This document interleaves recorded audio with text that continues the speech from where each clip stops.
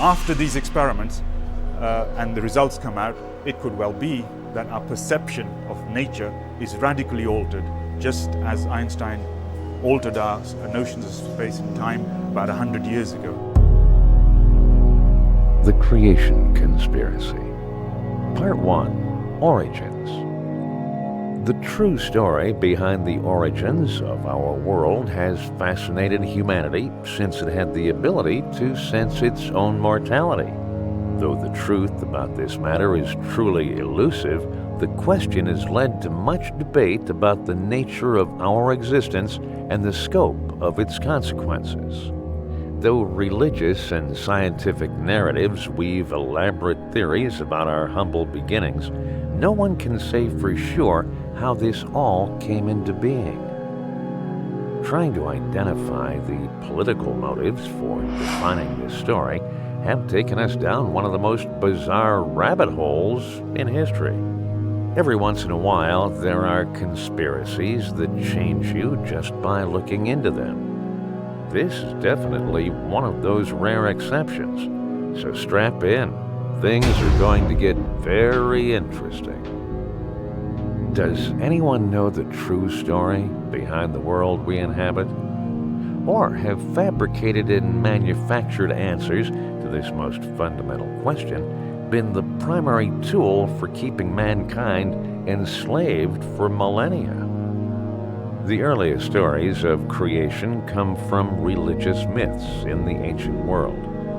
These oral traditions are found in virtually every culture the world has ever known. There are strange patterns and similarities between many of these stories.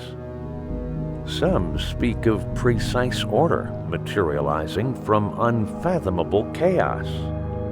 Others believe the land masses erupted from an endless expansive sea, so that life on the surface could be sustained. There are even stories that claim this world is the remnants of worlds which were previously destroyed because of their transgressive nature, forcing survivors to re-establish civilizations from nothing. Creation legends, such as that of the Hopi Indians, point to specific geographic locations, like the Grand Canyon, as the point of origin for man's arrival into this profound creation, as though man emerged from within the earth to find a world created by the sun. This sun god myth has changed and evolved over time in many different ways. A common trend is that we see the sun anthropomorphized or granted intelligence in other religions. The Greek myth of the Logos, from which the entire universe stems, is also known as a singular intelligent creator in religions like Christianity. In the Bible, Noah is also tasked with rebuilding civilization after the deluge of a flood wipes away a transgressive world. There are other cultures which seem to believe that out of nothing, something appeared suddenly. Was there an intelligent creator behind this complex process? Or is the potential for life itself a timeless enigma that man has yet to wrap his head around? It may be impossible to determine the answers to these questions for sure, but we may be able to get a little insight into the purpose of creation myths and their historic role in our world. Can ancient religious texts lend real clues to the truth about the formation of our world? Or were these stories carefully crafted to manipulate the thought processes of their followers? The major skepticism of organized religion goes back to the European Enlightenment period. The idea that the world itself was not designed by an intelligent creator didn't gain much traction until the early 1900s.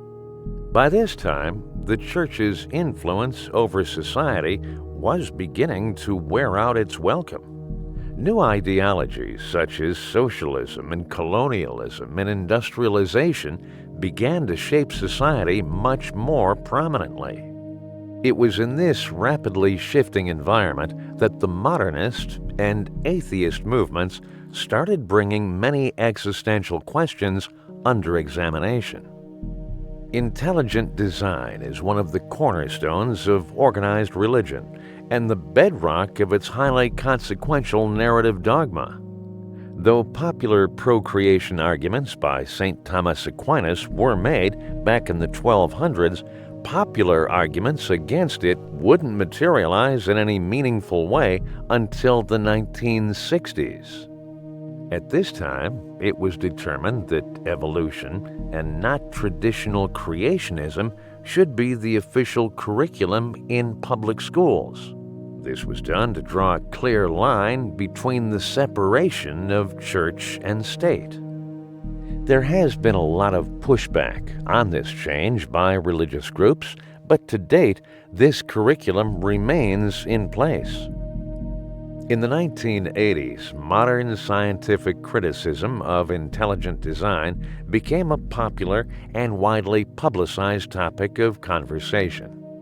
As humanity began to look outward to the sky for answers, its perception of an infinitely expansive universe made the simplicity of religious narratives seem suspect. Popular atheists, such as scientist Carl Sagan, would try to illustrate this concept to the public.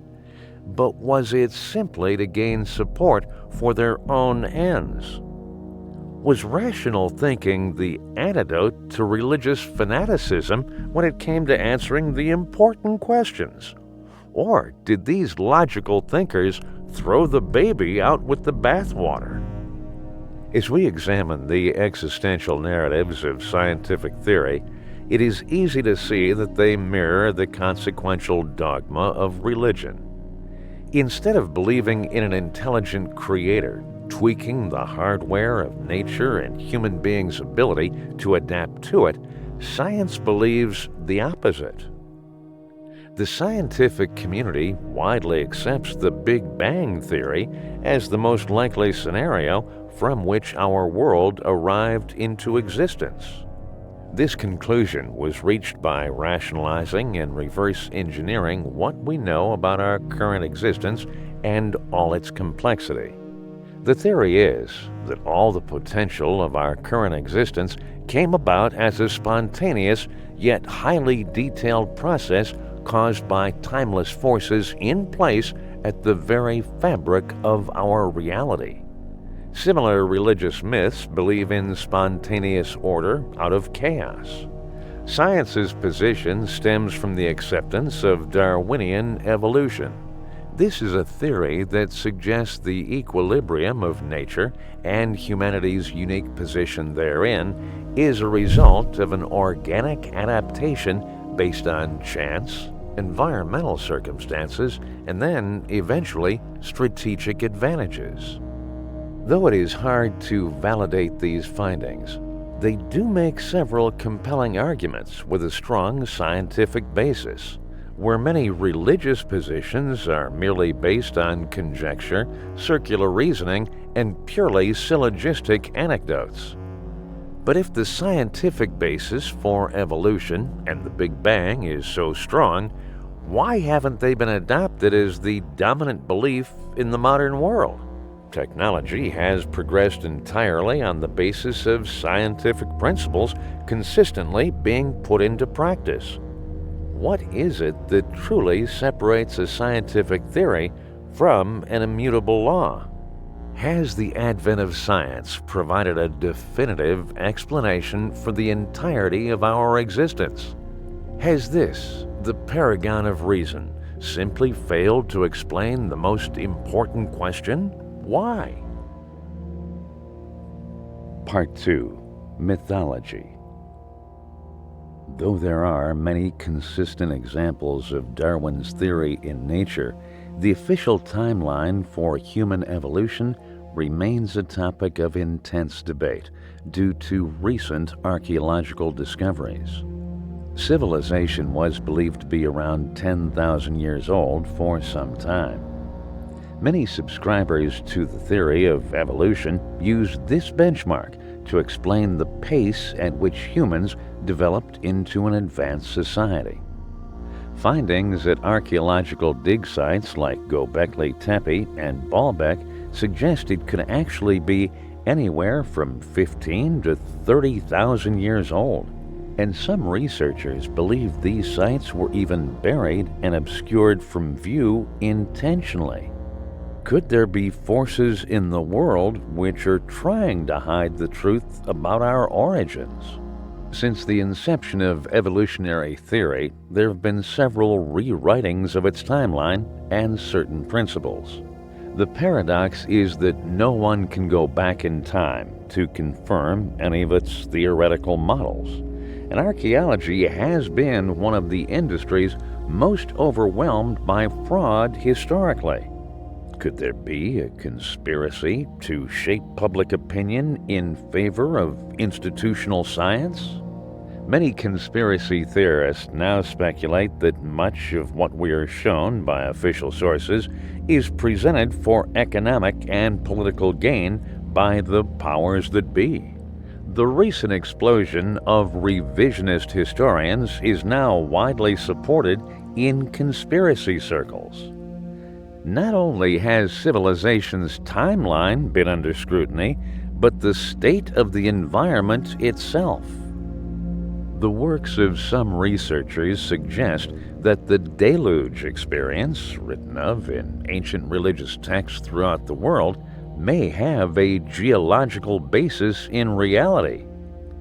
This contends directly with the official theories about the Ice Age postulated by popular science. Is mankind beginning to discover just how much of his history was rewritten or written the wrong way to begin with? It's hard to say how much of historical science is accurate, but religious myths and narratives are even harder to verify, though many of them have been proven to be valid source texts to events in more recent history.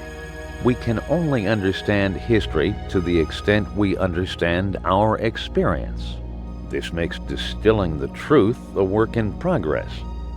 However, the widely accepted idea that scientific conclusions are infallible couldn't be further from the truth. Does the institution of science reserve the right to rewrite its own rules and timeline? Or did the institutional dogma blind great thinkers from seeing the flaws in their own methodology? Due to the abstract nature of human thought, reaching a definitive explanation of the origins of our experience and the environment we inhabit has become an obsession. Though many philosophers have conquered complex questions about morality, reason, and the significance of life, none have come close to fully understanding the biggest question of all. Why are we here, and how did all this come to be? Many schools of thought in the ancient world tried to map out the human mind to fully understand how it operates, and how delusions and miscalculations can be tamed. Groups such as the Hebrew Kabbalists explain reality as a process of constant creation, emanating from deeper formative worlds, which eventually have consequences experienced in our material reality.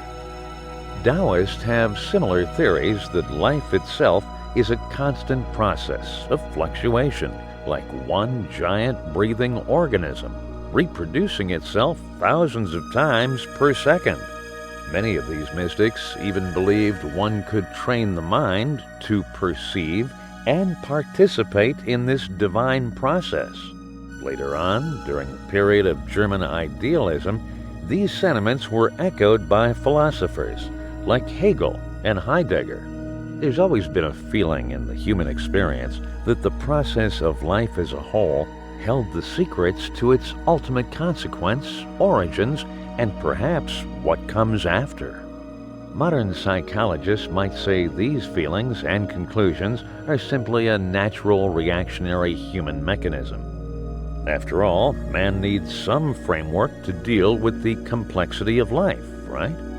Is there any chance that our ancestors may have been closer to a truth that has faded over time? Some wonder if there is any real point in trying to put together a linear explanation of our humble beginnings. At this point in history, the world has many issues it should probably deal with first. But the question will inevitably haunt minds for the foreseeable future. Do the processes of our consciousness hold the key to explaining our origins? Or are we simply doomed to make sense of our existence with the complex machinery of our abstract minds? Is there any real consequence of controlling humanity's perception about its origins? After all, no one has a time machine to go back and get the truth for themselves.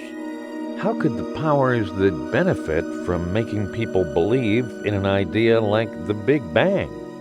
The truth about this may be very surprising to you. An exorbitant amount of resources and government funding have been tied up in scientific endeavors.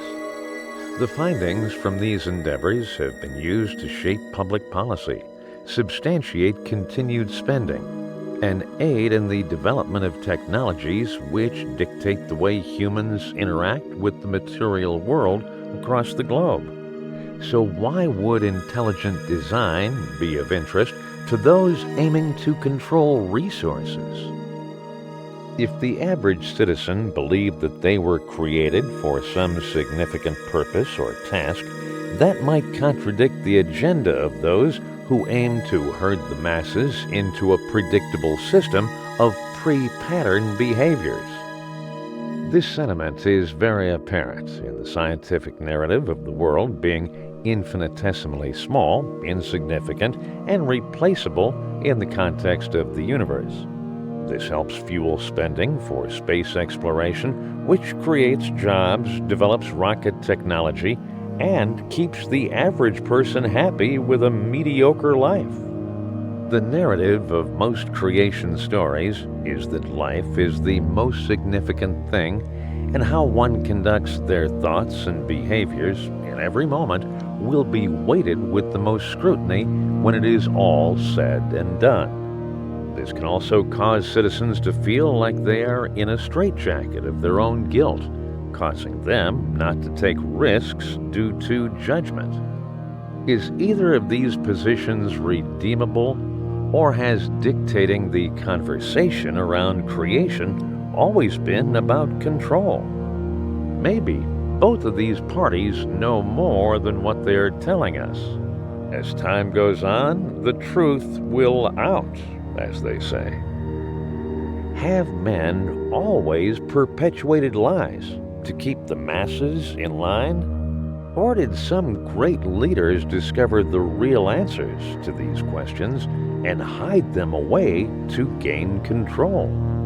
Science has gone to great lengths to answer the question of how big and diverse our potential experience of life could be.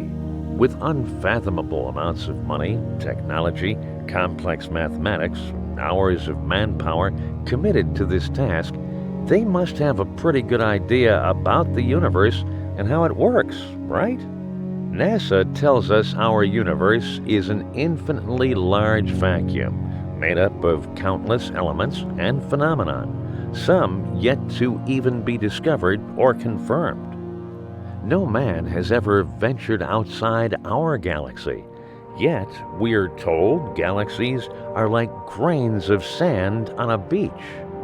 How can this institution make claims like this so confidently? Have the scientific laws of physics been perfected for the world outside our own? Can we axiomatically come to determinations about what we see? Or is it all an elaborate hoax made up by a handful of influential men with armies of very smart, useful idiots? Though you now wield the computing power of multiple supercomputers in your hand, NASA has not returned to the moon since the Apollo missions from decades ago. With the experiment of the International Space Station and the initiative to go to Mars, is space travel ready to head for new frontiers, or is it all to keep government spending in place? If anyone knows about the size, shape, and scope of our world, it would have to be NASA. With countless missions to space and low Earth orbit, they have photographs to prove they have seen it all. This should make them the authority on our world, whether it's creation or accident.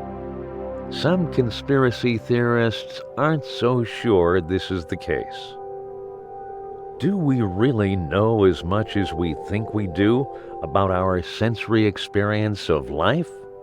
Or have we allowed our minds to be hijacked by strange thoughts and theories to explain even more strange phenomena? Part 3. Legacy. Around the year 2014, a strange internet meme began to pick up momentum, seemingly spontaneously. People of every race, color, and creed in many corners of the world were now coming online to tell the internet community the world we thought we knew was a complete lie. The Flat Earth conspiracy is now among the top of trending subjects in the conspiracy community. Many flat earthers are convinced that we do not live on a spinning globe and never have.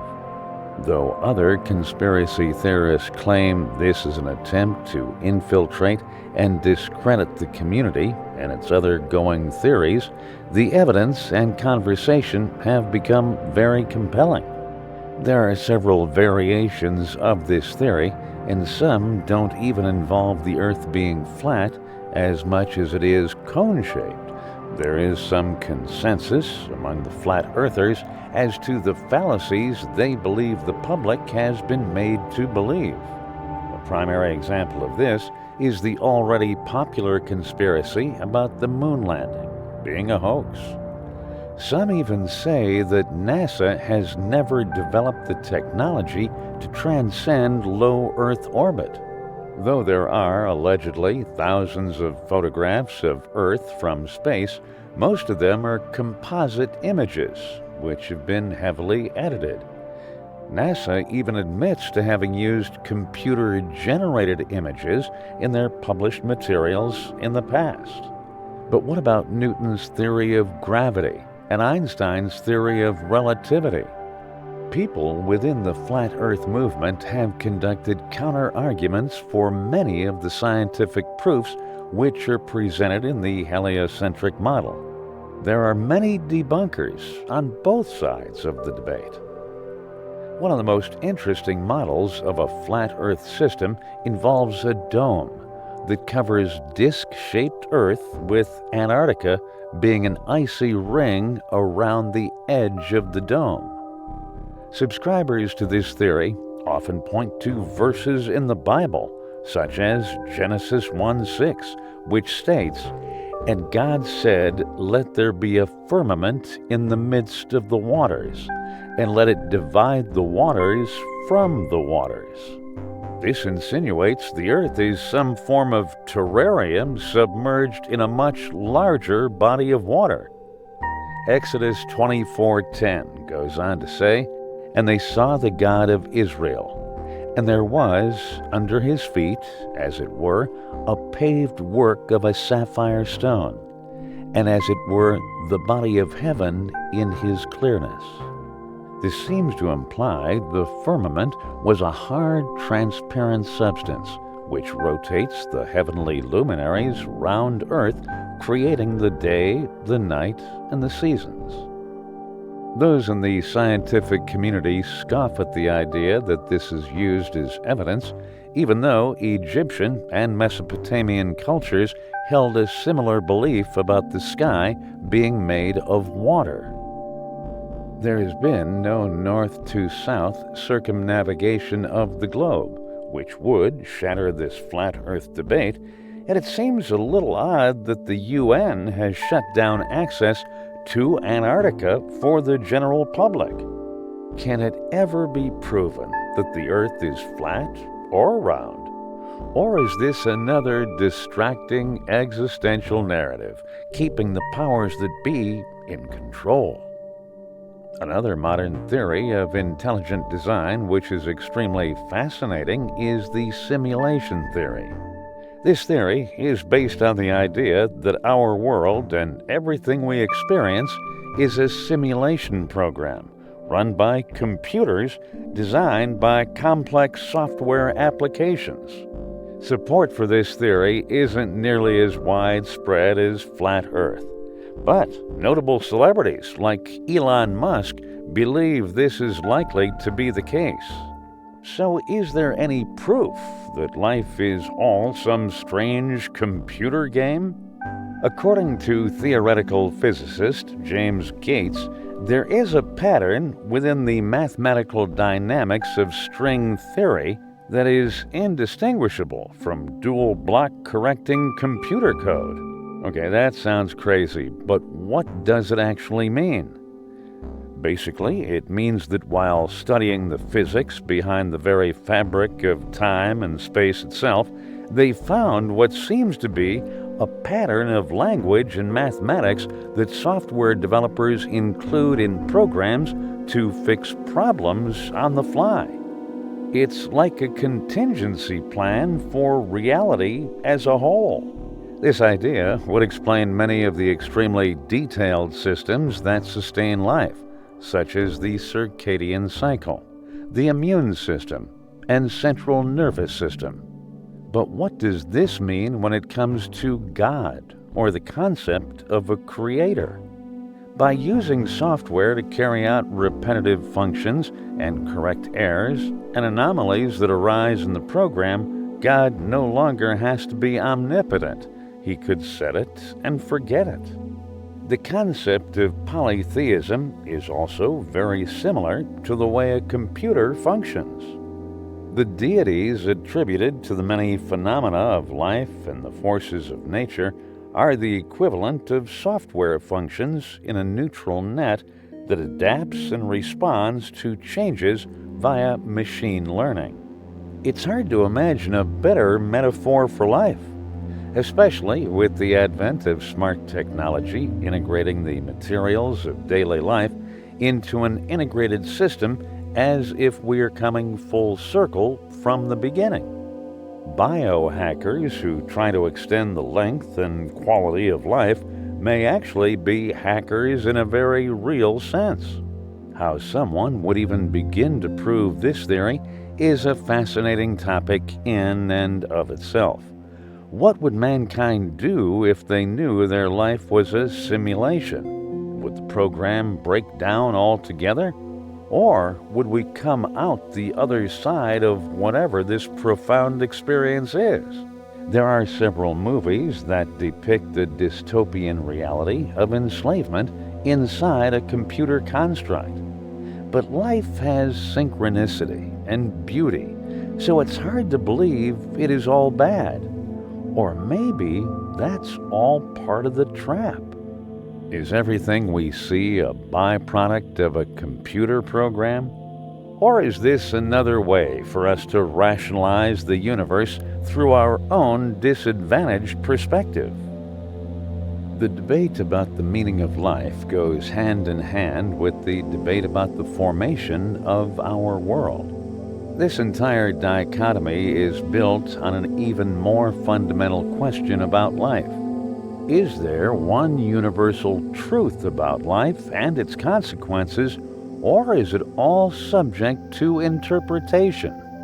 The world is fractured and fragmenting further all the time due to ideological and cultural differences. This has given rise to postmodernism in everyday life. Most people find it is simply easier to agree to disagree, even on the most fundamental subjects. What does this mean for the world and its future? With everyone writing their own rules, the descent into civil war and total chaos increases. It is under circumstances just like these that some ancient cultures believed this world was born. The subscribers of simulation theory would point to the fact that nature has a way of organizing things efficiently in times of chaos. Is this implosion a necessary part of the cycle of life? Or has it been engineered by those seeking power in order to enslave the masses? Logic and reason were once virtues that built and protected society. Now they are abandoned for rhetoric, intimidation, and misdirection. The advent of fake news makes people doubt anything they don't agree with, causing them to ignore the consequences of their own actions. Like a child, humanity is increasingly abandoning accountability to enjoy the pleasures of the world built upon the responsibility of previous generations. Could understanding our origins and possible destiny cause a dramatic realignment of values and prevent this doom and gloom scenario? Flat Earth activists believe it is the only hope. The scientific community has done much more harm than good when it comes to effecting social change. But they may be able to change that and help the world dramatically by implementing objective standards in the field of the social sciences. Can you ever really know the truth about anything in the modern world? Or is it all just a sea of competing ideas floating around with no real consequence other than the meaning we give them? The conspiracy theorist motto is, "Don't trust anyone." When it comes to conducting objective research, this is always the best approach. Every source is subject to fallibility, and only you can find the truth for yourself. We may never truly realize how dramatically our history has been rewritten. Rumors of advanced ancient civilizations and underground alien bases abound, but the most effective question you can ask in any scenario is, who benefits? Chart the influence, follow the money, and you may be closer to the truth than you ever realized.